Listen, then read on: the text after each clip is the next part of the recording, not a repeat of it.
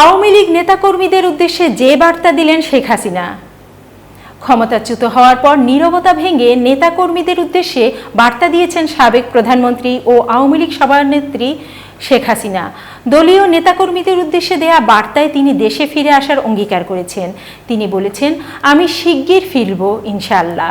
পরাজয় আমার, কিন্তু জয়ী হয়েছে বাংলাদেশের জনগণ। আমি নিজেকে সরিয়ে নিয়েছি। আপনাদের সমর্থন নিয়ে আমি এসেছিলাম। আপনারা ছিলেন আমার শক্তি।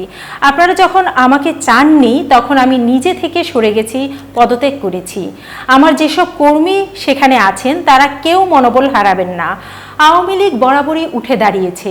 আওয়ামী লীগ সভাপতি গতকাল শনিবার তার দলের নেতাকর্মীদের উদ্দেশ্যে একটি বার্তা দিয়েছেন। এই বার্তায় তিনি এই অভিযোগ করেছেন। বার্তাটি ভারতীয় সংবাদ মাধ্যম দ্য প্রিন্ট দেখতে পেয়েছে। বার্তায় শেখ হাসিনা বলেছেন, লাশের মিছিল যাতে দেখতে না হয় সেজন্য আমি পদত্যাগ করেছি। তারা আপনার অর্থাৎ শিক্ষার্থীদের লাশের উপর দিয়ে ক্ষমতায় আসতে চেয়েছিল, আমি তা হতে দেইনি। তিনি আরও বলেন, তিনি দেশে থাকলে হয়তো আরও প্রাণহানি হতো, আরও অনেক সম্পদহানি হতো। বার্তায় শেখ হাসিনা বলেন, আমি যদি যুক্তরাষ্ট্রের হাতে সেন্ট মার্টিন ও বঙ্গোপসাগর ছেড়ে দিতাম তাহলে আমি ক্ষমতায় থাকতে পারতাম।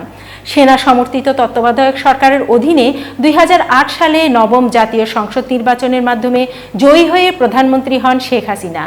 এরপর 2014 সালে দশম সংসদ নির্বাচন হয় একতরফা, যেখানে বিরোধী দলগুলো অংশ নেয়নি। 2018 সালে একাদশ জাতীয় সংসদ নির্বাচন নিয়েও বিতর্ক রয়েছে।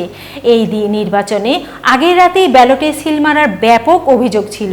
এই নির্বাচন রাতের ভোট নামে পরিচিত ছিল। এতক্ষণ বার্তা বৈঠকের সাথে থাকার জন্য ধন্যবাদ। নতুন নতুন সংবাদ পেতে বার্তা বৈঠকের ইউটিউব চ্যানেল ও ফেসবুক পেজের সাথেই থাকুন।